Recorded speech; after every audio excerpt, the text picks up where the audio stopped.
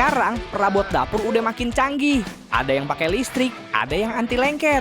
Tapi anehnya, gerabah berbahan tanah liat masih laris manis di pasaran.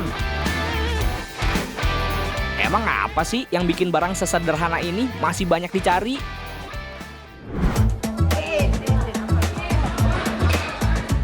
Pagi ini, Aye mau kirim gerabah pesanan Pak Aan.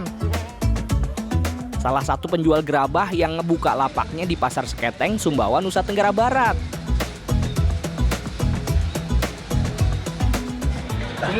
Ya Pak, udah Pak. Oh, tolong Pak. Oke. Oh, lumayan berat banget ngelewatin jalur-jalur rame padat. Bertahun-tahun, Pak Aan menjual aneka macam bentuk gerabah. Ada cobek, periuk, belanga, dan juga beberapa bentuk gerabah yang lain. Pan, udah selesai nih Pak. Ya, ini kan sudah habis, stoknya tinggal sedikit tuh. Oh iya Pak. Nanti order lagi sana ke Pak Bu Juma. Bu Juma? Ya. Oh jadi Ayah sekarang ke Bu Juma? Ya. Itu pembuatan gerabah ya Pak ya? Ya kemarin. Oke, nanti Ayah ambil untuk Mantap, Pan. mantap. Ayo Pak, Ya. Ayah ke tempat Bu Juma dulu ya Pak. Ya. Sampai di rumah Bu Juma, Aye langsung diajakin bikin gerabah. Ibarat guru, Bu Juma ramah, murah senyum, dan juga suka bercanda. Bikin Aye jadi makin semangat belajarnya. Ada dua macam bahan utama buat bikin gerabah. Ada tanah liat dan juga tanah pasir. Aye kudu saring dan ngerendam dulu nih bahan baku ini ke dalam ember. Jadi ini proses untuk menyaring dari yang kasar ke yang halus ya Bu ya? Iya. Jadi nanti kita aduk-aduk seperti ini, yang bagian halusnya dia turun. Iya. Yang tulang-tulangnya tertinggal di sini, lalu kita buang. Tulang yang Bu Juma maksud itu isinya ada kerikil, akar, sama kotoran lain yang bakal ngerusak tekstur gerabahnya. Nah Bu, nih di besek air nih Bu, ini udah tinggal yang kasar ya Bu. Iya. Nah, Halusnya kan halusnya sudah turun nih. Ya, tinggal batunya Nih. ini. Nah ini Iya, halusnya, ini tinggal batunya. Iya. Batunya yang kasar. Kalau kata ibu ini apa tulangnya Bu ya? Ya tulang. Tulang. Tulang ikan. Ngayak tanahnya kudu sabar, biar tanah halusnya luruh ke dalam ember. Proses ini lumayan makan waktu, karena tanah liat yang ibu saring kudu diendapin dulu seharian. Di bak yang ada di depan Aye, udah ada campuran tanah liat hasil saringan ibu kemarin. Lanjut, Aye campur sama tanah pasir yang Aye saring, dengan perbandingan 1:1. Nah, ini tanah yang udah tercampur ya Bu ya? Iya. Campur. Ini kelola kedua ini. Kelola kedua. Ya, Proses selanjutnya diilat. Diilat dulu. Diilat itu diinjak. Buat bikin gerabah, ternyata butuh proses yang panjang banget. Campuran dua jenis tanah ini, Aye injek-injek biar kalis, menyatu, dan juga lengket. Aida pintar. Aida pintar. Setelah proses penginjakan beberapa menit, nah akhirnya udah halus. Saatnya untuk kita cetak. Pak Uri dan Bu Juma kagak cuman serasi jadi pasangan hidup, tapi mereka juga saling melengkapi soal keahlian bikin gerabah.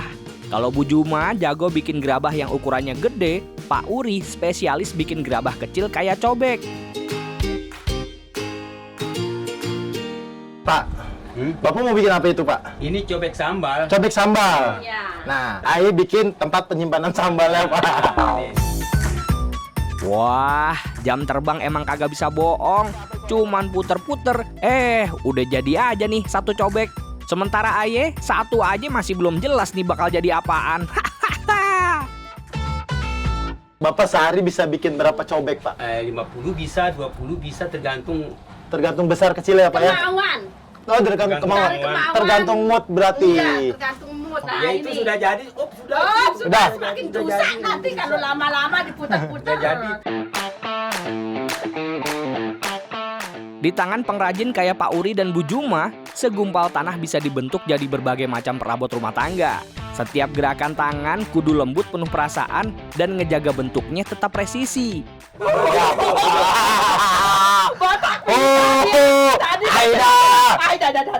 Aida. Nah, itu sudah jadi. Sudah pacarnya sudah bukan lembut Jadi begini. sudah. Udah jadi ya? Belum halus. Ah. Halus. Nah, tinggal dihalusin nih Bu. Lanjut alusin permukaan gerabahnya pakai kain yang udah dibasahin. Tujuannya supaya gerabahnya kagak gampang retak. Wah, Botak. sudah halus nih. Gerabah pertama yang Ayah bikin hasilnya masih jauh dari kata sempurna. Tapi Ayah tahu kalau ngebentuk gerabah entu kagak cuman pakai tenaga, tapi juga kudu ngatur perasaan. Nah, Aida botak pintar. Aida, tadi tujuannya Ayah mau bikin cobek. Iya. Tahu-tahu tempat hari-hari. Tempat hari-hari. Wah, ternyata gerabah yang baru dibentuk nih kudu dikeringin alami biar hasilnya kagak retak atau pecah pas dibakar. Prosesnya kan udah setelah dibuat gini, ini berapa lama lagi, Bu? Baru begini, Baru begini. 5 hari. 5 hari. Ah. Wah, masih lama dong ya. Kering, pakai angin. Pakai di angin-angin, oke. Angin-angin. Tuh, Ini. bisa dilihat kan, ini halus. Oh, ini yang ini belum dihalus ini. Belum halus ini. Ini kurang lebih 3 hari, Bu ya? Iya, iya. Didiamin 3 hari jadi 3 seperti hari ini. Seperti ini. Nah, Terus lalu pas 5 hari. 5 hari ini seperti jadi. ini. Jadi Nah, setelah itu siap dibakar. Nah, setelah dibakar baru Jadi, siap jual. jadi uang. Jadi uang. Betul banget nih. Tuh. Buat yang takut, minggir. Kebetulan ini pas Sahabudin lagi mau ngebakar stok gerabah yang udah kering. Pak, Ya, taruh mana, Pak? taruh di situ aja botak. Sini, oke. Ini berisi batok kelapa dan juga serutan kayu, semuanya bakal jadi bahan bakar. Buat ngebakar gerabah segini banyak, Pak Sahabudin pakai tungku alami dari batu bata yang disusun. Biar pembakarannya merata, Ayah kudu isi bagian bawah ame batok kelapa dan juga serbuk kayu.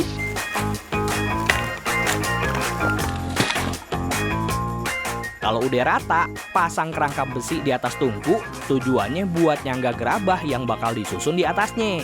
Biasanya bisa ratusan gerabah sekali bakar. Makin rapi natanya, makin banyak juga gerabah yang bisa dibakar. Wah, kerjaan Ayah belum kelar. Bagian pinggirnya kudu ditambah kayu bakar biar panasnya merata dan warna gerabahnya jadi merah bata, bukan malah gosong. Bu. Ya, Ini jerami taruh di mana, Bu? sini. Sini, oke. Ya.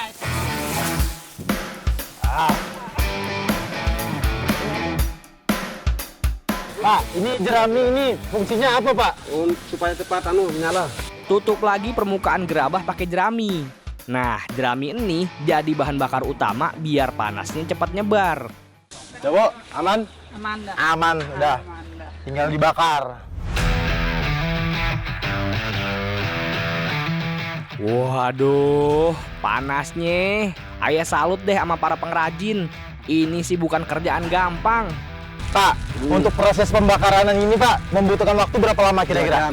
2 jam. Ya, Untuk 2 jam proses pembakaran. bakarnya lagi Setelah itu pendinginannya pendinginannya kira-kira 3-4 jam. 3 sampai 4 jam. Oh, berarti lebih lama pendinginannya, Pak ya. Oke, Pak, berarti nanti kita tunggu dulu selama kurang lebih 6 jam lah. Ya. Kurang lebih 6 jam, nanti kita balik lagi, kita angkat. Ya, bisa.